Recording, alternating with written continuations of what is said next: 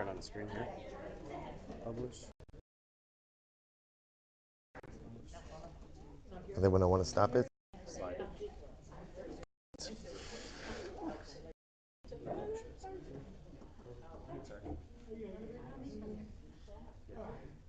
Thank you, Moshe.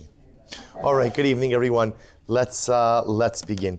So we're picking up in Parshas Vayechi, and there's an incredible, again, in all of these Parshas Bereshis, just an incredible amount of dynamic, riveting action. So specifically, I want to draw your attention to a detail which is very often absorbed in the greater narrative. It's not one of the most dramatic details of the Parsha, but as we're going to see, it's quite emotional and quite overwhelming. So begins as follows. The section begins as follows in number 1. So remember again, at this point in time, Yosef HaTzadik is viceroy in Egypt. He has resettled his entire family to be in Goshen and ultimately sustaining them through regional famine and beyond. Yosef gets word that his father is ill. He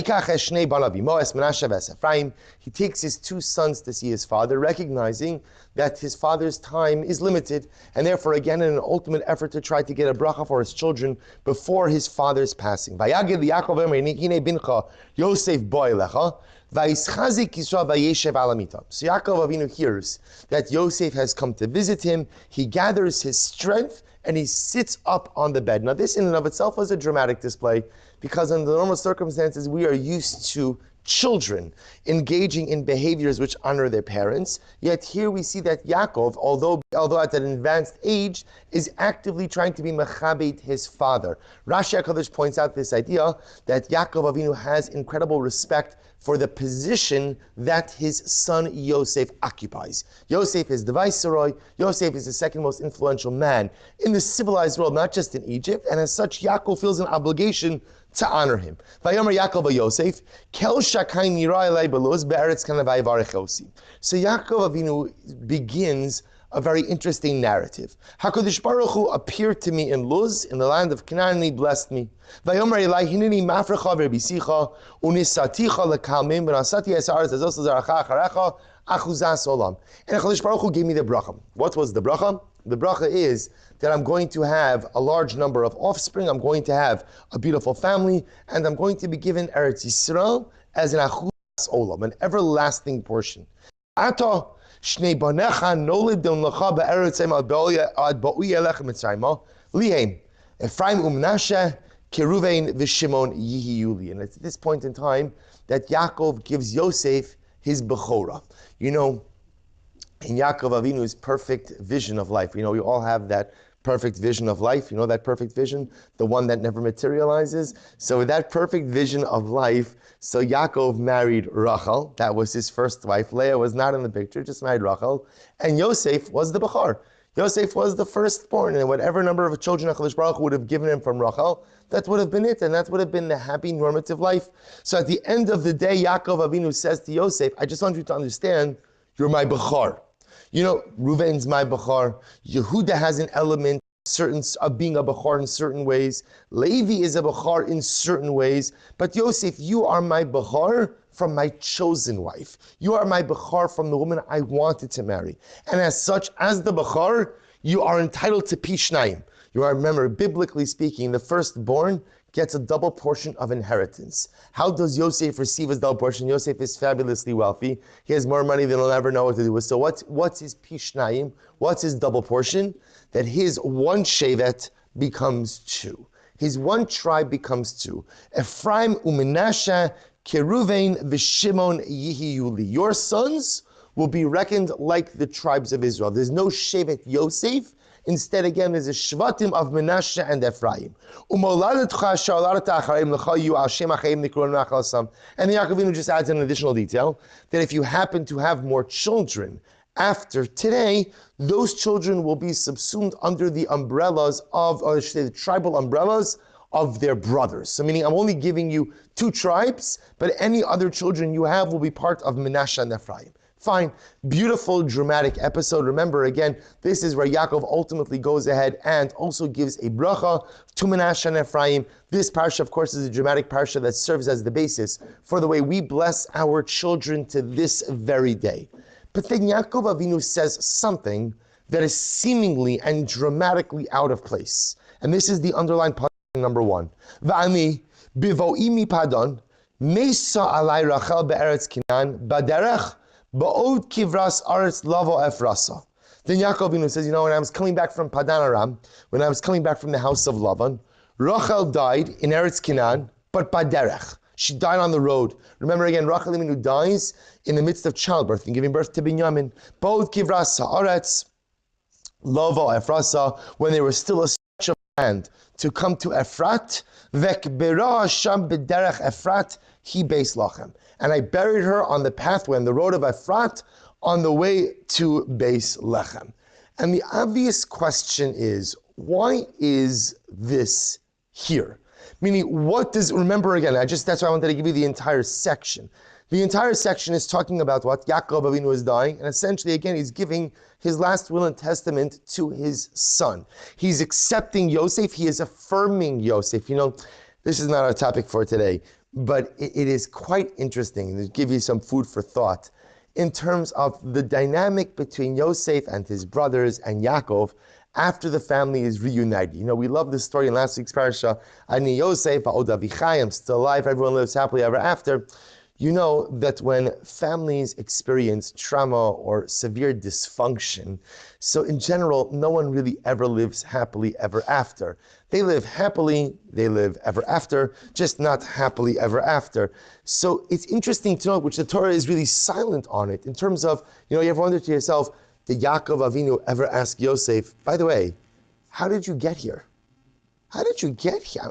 Don't get me wrong, I'm happy you're alive, I'm proud that you're the viceroy, I'm proud that you've been in Egypt for 22 years and still maintain fidelity and allegiance to the Abrahamic values, but how did you wind up here? So the reason I'm bringing this up is because I'll just point out that if you'll notice, the way the section begins, it's Vayagid Yaakov, Vayagid Yaakov, I'm sorry, Vayomer li Yosef, Hine avicha choleh. Yosef was told that his father was ill. What's intriguing about that? Why wouldn't he know? Meaning, we would assume after being separated from his beloved father for 22 years, Yosef would have been inseparable. So some of the Mepharshim bring down the idea that Yosef was very, very careful to never be alone with his father. Why? Because he never wanted to be asked that question, which was, how did you get here? Tell me the story. What happened? Because Yosef couldn't lie, and Yosef did not want to indict his brothers. The family was finally together. You know what the most important thing, Family Dynamics 101, is shallow peace. Superficial shalom is better than no shalom at all. Sometimes peaceful coexistence, even if the family is not tight, even if the family doesn't love each other so much, but if everybody could smile and everybody could nod and everybody could tolerate being around each other, take my word for it, it's a big accomplishment because most families can't even get that together. Yosef finally has his mishpacha together, and as such, again, he does not want to rock the boat. Now his father's dying. Yosef has to come. Yaakov solidifies Yosef's place in the family. This was a dramatic moment because remember again, the brothers sold Yosef under the pretext that what? Or under the pretense that what? That Yosef was an outlier. He wasn't part of the family. He was trying to destroy everything. His visions are false. His aspirations are false. He is the Ishmael. He is the Esav. We are the perpetuators of our father's legacy. We stay, he goes. How do we know if the brothers were right or wrong? So the answer is the fact that Yosef was alive and that he thrived and that he prospered, that's fine. But remember again, he was thriving and prospering for Egypt. It's here that Yaakov Avinu says, you were right. You were right. You are my continuity. Not only that, you're double your brothers. Your brothers each represent one tribe, you become two tribes. A dramatic, dramatic moment where Yosef's position in the family, almost as the Bechar, as the actual Bechar, is solidified. This is where Yosef is vindicated. This is where Yosef realized that it's not just simply that his dreams were correct, that we already saw before, but it's that his aspirations, his desire ultimately, again, to be a driving force in the family were correct. Beautiful. except when Yaakov Avinu introduces this additional piece of information in Pasuk Zayin, leaves us wondering why. Why are you bringing up the death of Rachel Imenu? Why are you bringing this up now? Why is it being mentioned now? Now the truth is, the question itself is actually a bit compounded. Why is it a bit compounded? Because burial was spoken about. Where was burial spoken about? In the beginning of Parshas Vayechi, where Yaakov Avinu is suffering a decline, he's getting old. And again, in one of the earlier meetings with Yosef, what does he tell Yosef? I don't want to be buried in Egypt. I want you to take me to the land of Canaan. I want you to Hebron. I want you to bury me in Ma'aras HaMachpelah. So we already spoke about burial. It was already mentioned. And yet, again, here Yaakov feels the need to mention the death of Rachel Imenu, but not just the death of Rachel Imenu, the idea that Rachel wasn't buried in Hebron. Rachel's not buried in Ma'aras HaMachpelah, that she was buried on the side of the road. You know when you see like the old pictures or the old paintings of Kever Rachel. Today you think that Kever Rachel is a city just because of the walls that are built. It looks like a compound. But when you see the old pictures, I don't just mean that you see old photographs. Literally, again, Kever Rachel is in the middle of nowhere. It's in the middle of nowhere. Rachel Imenu essentially is buried almost like in an anonymous grave. Obviously, it was marked, but it's not next to anyone, and it wasn't really next to anything. It was mamish on the road. And yet Yaakov Avinu once again feels compelled to mention this again. So really two questions. Number one, why is he mentioning it at all? And number two, why mention it here? So take a look at Rashi for just a moment. Skip number two, look at number three for just a moment. Rashi says, V'ani bivoimi padan. So Rashi understands over here something amazing. V'afal pi, number three, first line. V'afal pi shani matriach alechaloholicheni lekaber be'eretz Canaan. So according to Rashi, Yaakov Avinu is picking up from the previous conversation. In the previous conversation, Yaakov had asked Yosef, bury me in Eretz Yisrael. Please bury me in Hebron Ma'aras HaMachpelah.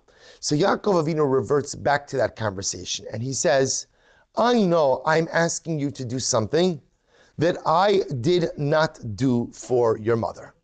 I know I'm asking you to do something that I myself didn't do for your mother. Kivras Aretz, third line, number three. Velosh Tomar, Baal Tomar, Shikfor Lagisham Melo, Licho Lekar Lechebron, Isagir Haya, Sha'eretz Chalula, Amino Keves Kekivra. So Yaakov Avinu says, Yosef, I want to be honest with you. The reason there wasn't anything preventing me from taking your mother, from burying her in Hebron. There was nothing preventing me from taking it to Ma'aras HaMachpelah. It wasn't too hot, it wasn't too cold, it wasn't snowing, it wasn't raining. So let me explain to you why I did what I did. Vek Beresham, number three, 4 lines up from the bottom. It didn't even bring into Beis Lechem to be buried. Remember again, even the lashon of the pasuk over here, B'derech Efrat hi Beis Lechem. She's buried on the road. I didn't even bring her into the city proper. I buried her on the side of the road. Why? V'yadati. Now listen to this. V'yadati sheyesh belibcha alai ta'aromes. So listen to this. Yaakov says to Yosef, I know that you're braggis with me. I know that you're upset. Sheyesh belibcha ta'aromes means I know that you have complaints against me. Now this, by the way, is an incredible, incredible thing. Did Yosef have complaints against Yaakov? No. But you see what happens when you feel guilty about something. When you feel guilty about something in life, you project. When I feel inadequate about something in life, I project.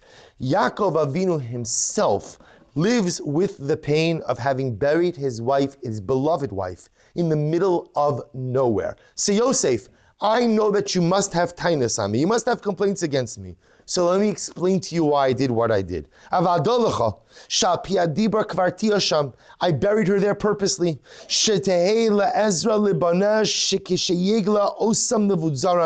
Vayovrim derech sham, yotzesa Rachel al kivra ubocha umivakeshes aleha rachamim.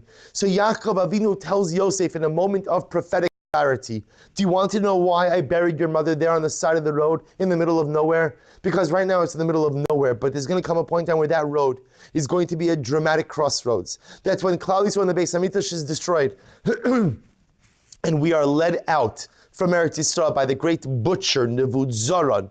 Klal Yisrael will pass by Kever Rachel. They'll take that road out of Eretz Yisrael. And at that moment, Rachel Imenu will rise up from her grave, and she will cry, and she will beseech HaKadosh Baruch Hu for divine compassion. Shnei Amar, Kol B'Ramon Ishma, Rachel Mevaka Baneha. Rachel Imenu will cry for her children. VaHaKadosh Baruch Hu Meshiva, and God responds to her, Yesh schar lepu'ulaseich. Rachel, stop crying. I promise that your efforts will be rewarded. Nu'um Hashem v'shavu banim ligvulam. So ultimately, Yaakov Avinu tells Yosef, I know that you're upset at me. I know that you're angry at me. I know that you're disappointed in me. So let me tell you why I did what I did. It wasn't because there was anything preventing me from taking your mother to Marasa Machpelah. There was nothing preventing me from burying her in Hebron. But this was a calculated decision, a decision that had to be made for the future benefit of Imenu's children. Because when we are led out into Gauls, when we are led into diaspora, it is only Rachel Imenu who could cry for us. It is only Rachel Imenu who could beg HaKadosh Baruch Hu for compassion for us. And therefore I needed her to be on the side of the road, right there to be on site when Klal Yisrael was led out to the dark night of diaspora. But why here? Why mention it here? So I understand if Yaakov Avinu would have mentioned this where?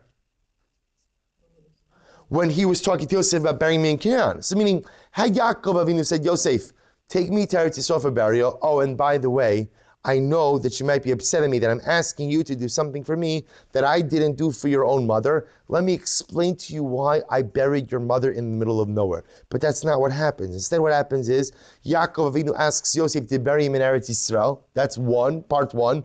Part two is the bracha to Menashe and Ephraim. And then part three is the explanation of Rachel Imenu's burial in the middle of nowhere. So why is it here? So Rav Schwab comes along and says something dramatically amazing. If you take a look at number 4, I apologize, it's on the next page. So Rav Schwab quotes Rashi. Rav Schwab quotes Rashi. So again, if you look in paragraph B, right towards the end of paragraph B, the last 4 lines in paragraph B. Amnam yikshem shechak suvim, shim makom lehel, kishesh bi'ak vura ba'aretz kinan, v'lo kan acher amru Ephraim nashik Ruven mishimon yuli. So Rav Schwab asks our question. Rav Schwab's question, that I understand why this had to be included. I understand that Yaakov Avinu is justifying, even though I'm asking you to bury me in Eretz Yisrael, and I did not do that for your mother. Let me explain to you why I didn't bury her in Hebron. Let me explain to you why I didn't bury Marasa Machpelah. But why is it here after the bracha to Menashe and Ephraim? And here he says something amazing. Paragraph C. V'nira, sheramaz lo Yaakov inyan Mashiach Ben Yosef. So says Rav Schwab in the theme of prophetic revelation that Yaakov Avinu was alluding to Mashiach Ben Yosef. Who's Mashiach Ben Yosef? Sheki yadua asid lios beis Mashiachim. There are 2 messiahs, right? There are two Mashiachs. Mashiach Ben Yosef, Yofia Mikodem, v'yehareg b'milchama, v'acher kach yavo Mashiach mishevet Yehuda. So ultimately, again, the Gemara teaches us that there's Mashiach Ben Yosef and Mashiach Ben David. You know, often when we speak about Mashiach, the reference is often to Mashiach Ben David, but there is an earlier messianic presence. That is Mashiach Ben Yosef. Mashiach Ben Yosef leads us, whoever the us is, the powers of good, in the war of Gog Magog, which is that ultimate showdown between good and evil, and Mashiach Ben Yosef loses his life in that war. But it is that war in which good triumphs over evil, which paves the way for absolute messianic redemption, which is accomplished by Mashiach Ben David. So Mashiach Ben Yosef paves the way for Mashiach Ben David. Skipped after the parentheses. Mashiach Ben Yosef yiyeh mishevet Ephraim. Mashiach Ben Yosef comes from the tribe of Ephraim. V'hainu dichsiv ve'Ephraim bechorihu haben yakir li Ephraim. Paragraph D. V'acher shodia Yaakov li Yosef shel Ephraim mishpat habechora ve'Ephraim u'Menashe kiruven v'Shimon perish Ephraim kiruven v'ua bechor Menashe kishimon. So interestingly enough, so even in the sons of of Yosef, so when we say Menashe and Ephraim kiruven v'Shimon, Ephraim u'Menashe kiruven v'Shimon yiuli, Yaakov Avinu is telling Yosef, you are the bechor Yosef, and that you're getting a double portion. But amongst your sons, Ephraim is going to be reckoned as the Bechor. And remember, who comes from Ephraim? Mashiach Ben Yosef comes from Ephraim. Listen to how beautiful this is. Ramaz lo, Shamashiach sha'asid la'amo b'bnei Rachel, mishevet Ra'el shenechshav ha'bachar, Yavo kodem Mashiach ben David beis halachmi. So here's what's amazing. Mashiach ben Yosef, who comes ultimately again from Rachel Imenu, from Yosef, specifically from Ephraim, will come before Mashiach ben David. Where does Mashiach ben David come from? Where does he come from? He comes from Beis Lechem Yehuda. Who comes from Beis Lechem Yehuda? David HaMelech. What's his origin in Beis Lechem Yehuda? Rus. Right? Rus marries Boaz. Boaz is the most chashuv person in Beis Lechem. Meaning it was called Beis Lechem. Beis Lechem was the city of nobility for Yehuda. So Boaz is from there, Yishai is from there, David's from there. So Mashiach ben David comes from Beis Lechem. But in order for Mashiach ben David to come, what has to happen? Mashiach ben Yosef, who comes from Ephraim, the son of Yosef, the son of Rachel, has to pave the way. Listen to how beautiful this is. Va'amar. Therefore, Yaakov Avinu says, Va'ani bivo'imi padon. Meisa alai Rachel, ba'od kivras aretz lavo Efrasa.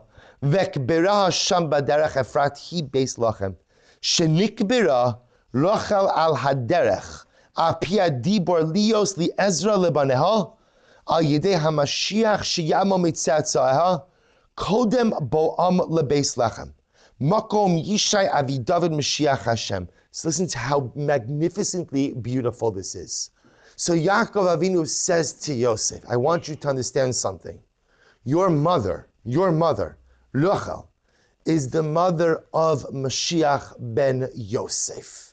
Your mother is the mother of Mashiach Ben Yosef. Mashiach Ben Yosef paves the way for Mashiach Ben David. So where is Rachel Imenu, who is the mother of Mashiach Ben Yosef, buried? Where is she buried? She's buried on the road to Beis Lechem. Who comes out of Beis Lechem? Beis Lechem is Mashiach Ben David. Says Yaakov Avinu, the placement of the burial site of your mother is a metaphorical allusion to the fact that she will have a descendant, Mashiach Ben Yosef, who will pave the way to Beis Lechem, who will pave the way for the emergence and ultimate arrival of Mashiach Ben David. Such a magnificently beautiful metaphor. Your mother is not buried in the middle of nowhere. Your mother is exactly where she needs to be in order to be able to bring about the emergence and revelation of perhaps her greatest descendant, a man whose first name we don't yet know, but who will become known as Mashiach Ben Yosef. And why is Mashiach Ben Yosef necessary? Because he paves the way to Beis Lechem. He paves the way to Mashiach Ben David. He paves the way to ultimate messianic redemption. Ubazeh, look at our Schwab ends, Ubazeh, Pies Yaakov Avinu es Yosef. And through this, Yaakov Avinu was able to appease, or was able to calm Yosef. So an incredibly dramatic idea. So Yaakov Avinu feeling that Yosef harbors animosity over the anonymous or perceived anonymous burial of his mother, Yosef feeling slighted, feeling slighted for his mother. If there's one thing that's amazing about the Shvatim, and this is true you see with all the Shvatim, which is what? They were fiercely protective of the honor of their mothers. Fiercely protective, right? Reuven loses his birthright. Why? Remember? Because he moves the bed. He moves the bed of Yaakov after the death, ultimately again of Rachel. He moves the bed of Yaakov to the tent of Leah because he can't believe that Yaakov moved his bed to the tent of a maidservant. That's why Reuven loses his Bechorah. He's willing to give up everything to stand up for the honor of his mother. When everybody comes to meet Esav, Yosef, who was a little boy, Yosef was a little boy at that time, stands in front of his mother. He will not let the Rasha Esav cast his eyes upon the beauty of his mother. These boys, these children, were fiercely protective of the honor of their mother. So Yaakov Avinu, although Yosef never said anything, but Yaakov Avinu feels, you must harbor animosity towards me. By the way, not that this is a psychological profile, but I will tell you something very interesting that you have to just keep in mind, which is for Yaakov Avinu, What's one of Yaakov Avinu's greatest sources of pain? One of his greatest sources of pain? Not having Rachel, absolutely. What else? Losing Yosef. There's no shortage. What happened to Dinah?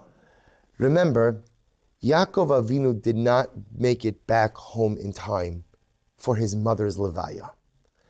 Rivka died before Yaakov got back, and by the way, not too long beforehand, because remember the Torah tells us that as Yaakov Avinu was on his way back to the familial home, what does the Torah say? Vatamas Devora Meinekes Rivka. Devora, the wet nurse of Rivka, died.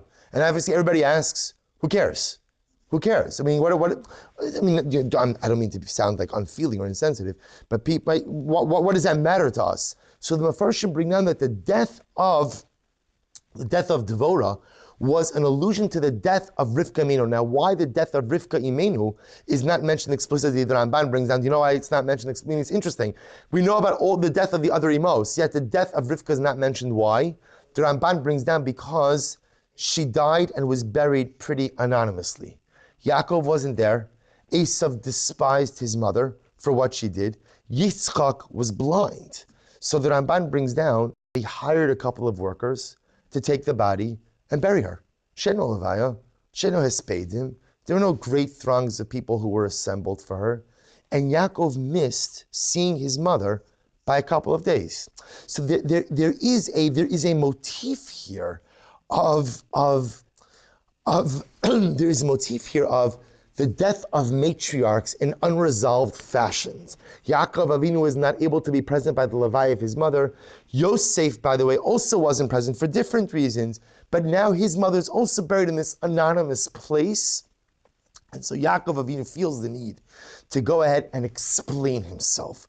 Let me explain to you, my son, what is happening over here. Your mother is not buried in the middle of nowhere. She's buried where she needs to be buried. Even though right now it looks like mamish on a side of the road, that side of the road is going to become a dramatic stop, both when Klal Yisrael is let out, but also in the future. That placement on the road to Beis Lechem symbolizes the fact that her descendant, Mashiach Ben Yosef, will pave the way to Beis Lechem, will pave the way ultimately again for Mashiach Ben David. What's the message? So the message that Yaakov Avinu, I think, was trying to convey to Yosef is this idea that there are things in life which cause present pain. Sometimes in life there are situations, there are realities which cause us pain in the present. But those very things which cause present pain sometimes pave the way for future salvation. Sometimes the things that are so very painful for us right now are in fact the very ingredients for ours and future generations' salvation in the years to come. Sometimes those things to us that seem so wrong, so hurtful, so upsetting, that lack resolution, are the very things that plant the seeds for salvation in the future. But there's another piece. Take a look at this Sforno. The Sforno has a dramatically different understanding of these events. Meisalai Rachel. So first of all, the Sforno understands this to me a much more personal and raw, emotionally raw discussion between Yaakov and Yosef. So for the first thing the Sforno says is that Yaakov says to Yosef, Meisa alai Rachel. Even that wording is interesting. Meisa alai Rachel, which literally means what? She died on me. She died on me. Could you say Meisa? What do you mean alai? Look at this one. It says, K'ma'amaram zal. Ein isha mesa ela lebayla. That the death of a woman is most acutely felt by her husband. By the way, Chazal make this statement both ways, right? Meaning this is between spouses. This is between spouses. It's actually an incredibly dramatic dynamic. That there are many traumatic losses that can be unfortunately experienced in life, but in the eyes of Chazal, it's almost as if the loss of a spouse is the most traumatic. Why? Because at the end of the day, any other loss, as traumatic as it may be, if a person hopefully has a marriage that is intact, a marriage that is strong, then at least they're not alone in their suffering. It doesn't make it easier. Fill the void. But I have someone else, first of all, who shares my pain. I have someone else who is going through the same things, even though no two people experience pain in the same way. But I'm not alone in this dynamic. When a person is widowed, or a person becomes a widower, suddenly again, there is this huge void. There's this huge void. And there's nothing that could fill that void. It doesn't matter, children, grandchildren, friends, it's all beautiful. But at the end of the day, so first thing according to the Sforno, that Yaakov Inu says to Yosef is, Yosef, I know that it wasn't easy for you to lose your mother at a young age. And I know that that left an indelible impression upon you. But you know what, Yosef? Baruch Hashem, you grew up, you have a family, you have children, you have a career. Mesa alai Rachel. I'm empty. I'm empty. I just want you to know, yes, Baruch Hashem, I've got sons and daughters-in-law and grandchildren and beautiful generations and all wonderful, wonderful kinds of things. Mesa alai Rachel. To this day when I speak about my Rachel, to this day when I speak about my beloved wife, I feel that void. I feel that acute emptiness. Ba'od bederech ba'od kiras aris lavo. That's the second line, number 5. Takef kishenasasi me'osa makom shahaya dvar akel yisparach elai ba'odi bederech terem higila beis lechem vek barasha bederech efrat. Fine, so what happens? Listen to this. So Yosef now says the following. Yaakov says the following. I'm in number 5, third line down. V'kol kach gavra alai tirdasi va'avilusi. My mourning, my sadness became so overwhelming that what? Shelo atzarti koach lo lisa lebeis hakvaros beis lechem. This is amazing. What does Yosef say? You see, everyone deals with the same core issue, which is, why does Yaakov Avinu bury Rachel in the middle of nowhere? That's the fundamental question. So we just saw Rashi, prophetically motivated. There's a prophetic motivation over here as to why Yaakov Dafka buries Rachel on the side of the road. There's a simpler pshat, by the way. The Ramban brings down perhaps what is the simplest idea, which is what? Rachel Avinu dies in childbirth. She dies in childbirth. As such, the Ramban says there was an incredible loss of blood. It would have been a lack of dignity to Rachel Imenu's body to delay the burial. Therefore, out of deference to her, the Ramban says, pretty much, they buried her on site. They buried her on site. That was the kavod amaze that they did. So they're simple. The Sforno says, no. The Sforno says, the truth is, remember again, you've tried. If you go to Kever Rachel, how far is Beit Lechem from Kever Rachel? I'll take this. You could throw a stone, and many do, from Beit Lechem into Kever Rachel. Right? It's mamish, a stone's throw away. You can't see that because now, like I said, Kever Rachel is like a fortress. But when Mashiach comes and those walls come down, and we once again inhabit the entire area there, you're going to see Kever Rachel is a few steps out of Beit Lechem.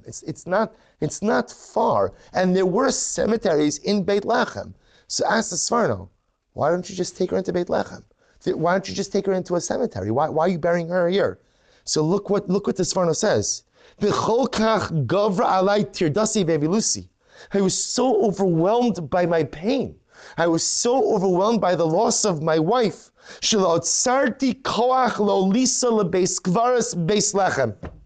couldn't do it. Do you hear what Yaakov Avinu was saying? I was paralyzed by the pain. I was overwhelmed by the loss. When a person endures loss, the first fundamental question they ask themselves, especially traumatic loss, how will I ever go on? How will I ever go on? And depending on the nature of that traumatic loss, it could be paralyzing. Yaakov Avinu says to Yosef, when your mother died, I had no strength. My strength left me. I didn't even have the ability to take her body just a few steps into Kever Rachel. Vein safek ki me'az haya libi chalal bikirbi. Yaakov Avinu says something amazing. He says, from the moment that your mother died, libi chalal bikirbi means what? How would you translate that? Libi chalal bikirbi? I became hollow on the inside. I became hollow on the inside. V'lo shalat od bi yetzer hara, v'nechla shatavasi, v'lo nishar bi koach lahodid banim. So according to the son of Yaakov Avinu, says something dramatically frank and honest with his son.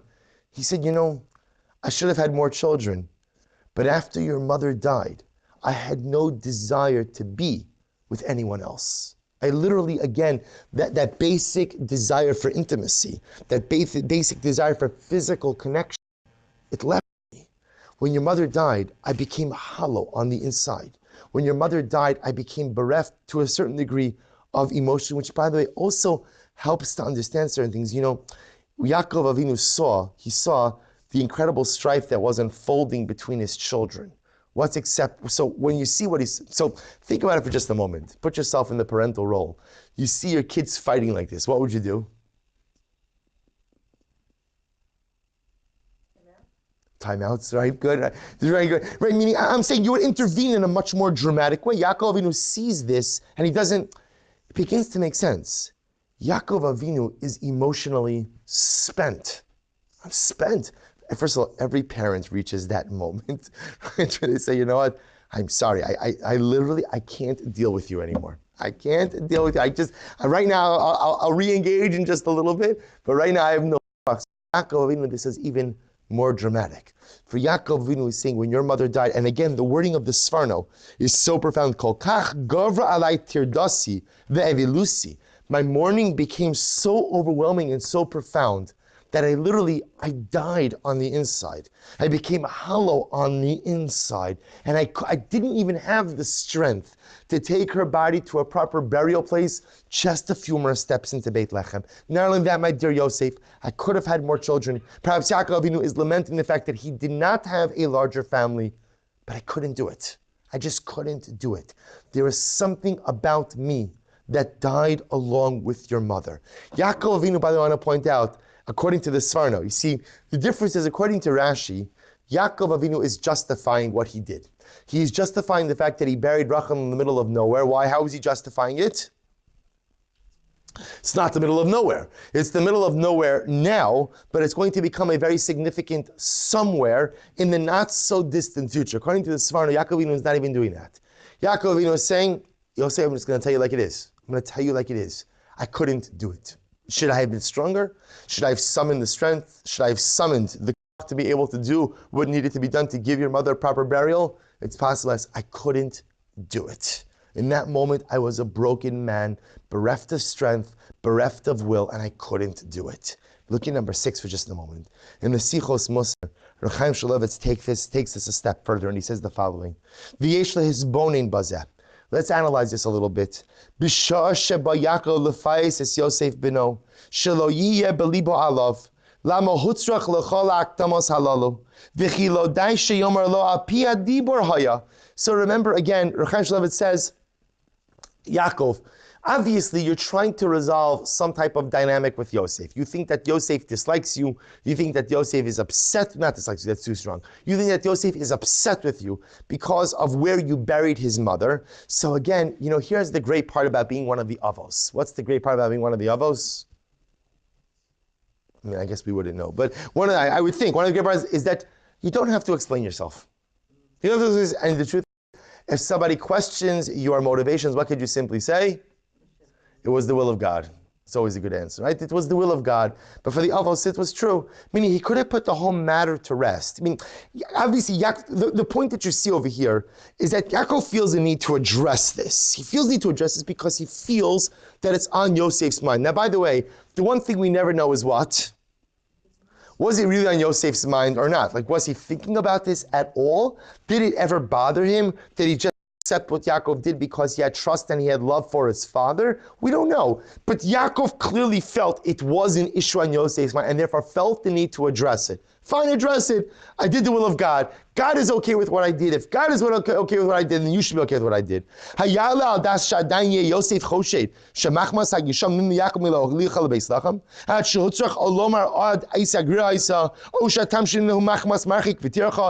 point that Reb Chaim Shmulevitz says, I don't understand, Yaakov, why do you have to engage in this whole justification?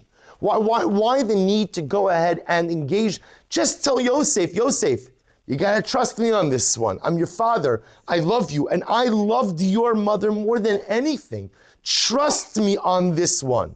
But yet he feels the need to go ahead and adjust the whole dynamic. Paragraph B, Ella, ha'inyan kachu, emasai nitan lishmas devar Hashem, rak b'shosh arim es kala afar hadabak misaviv, rak az miskala devar Hashem kefishus. Reb Chaim Shmulevitz goes on, and I'll summarize. Essentially what he says is that, sometimes the most important thing is to put everything on the table.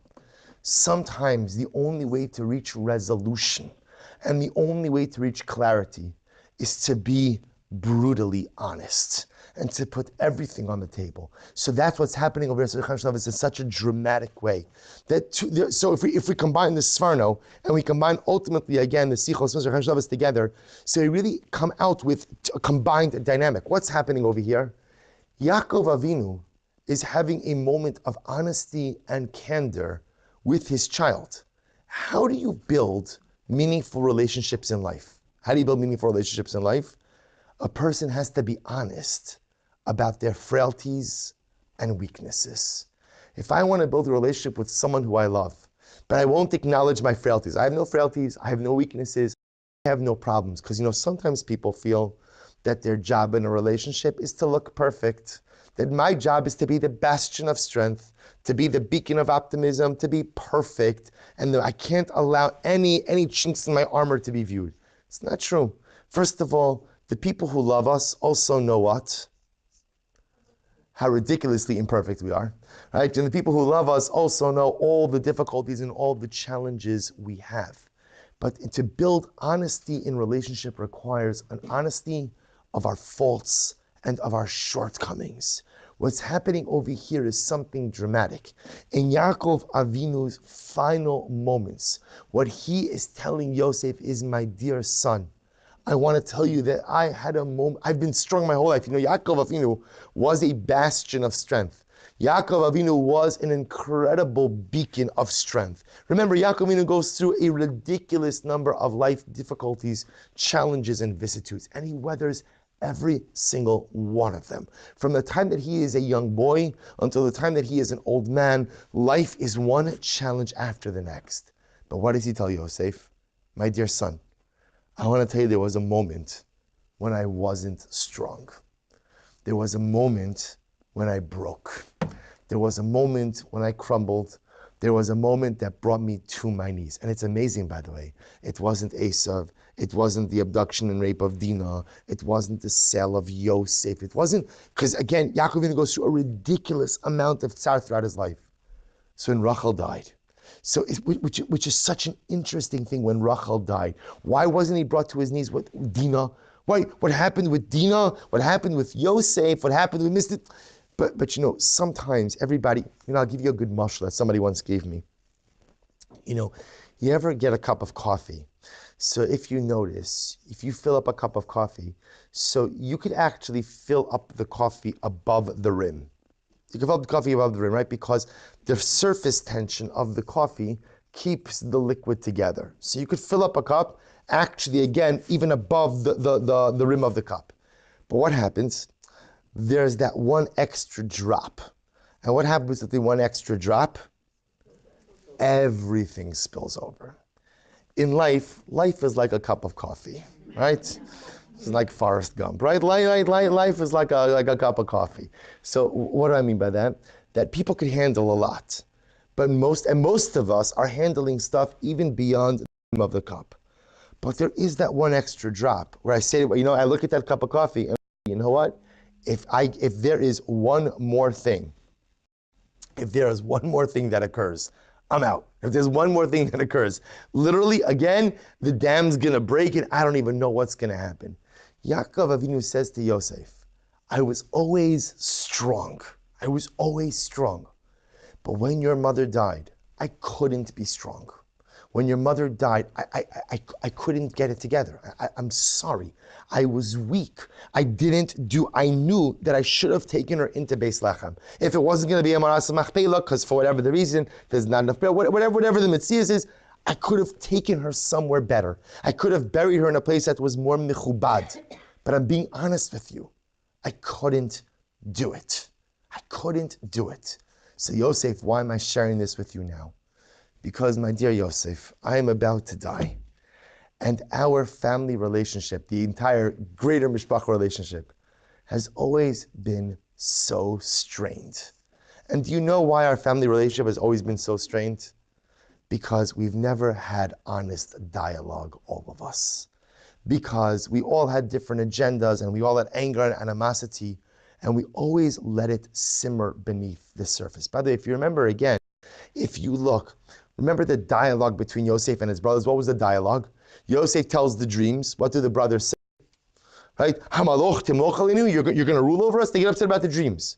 Right? That is the only exchange we see between Yosef and his brothers. So remember again, this is the beginning of Parshas Vayechi. We've never seen Yosef and his brothers talk. We see one verbal exchange by the dreams. The next thing that happens to Yosef and his brothers is what? They throw him in the pit. They sell him. Wow, what a jump. It's not such a jump.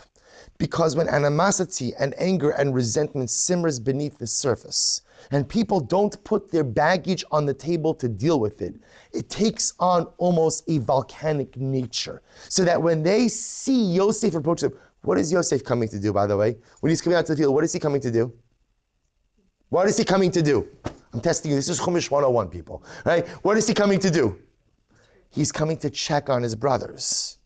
He's coming to see, can I get you something? He's coming to help them. Yaakov Inu says, Lech ure'eh yeshel machecha. Why don't you go see how your brothers are doing? Young Yosef is coming to ask his brothers, can I do something for you? And what do they say? They don't even give him a chance to open his mouth. The dreamer's coming.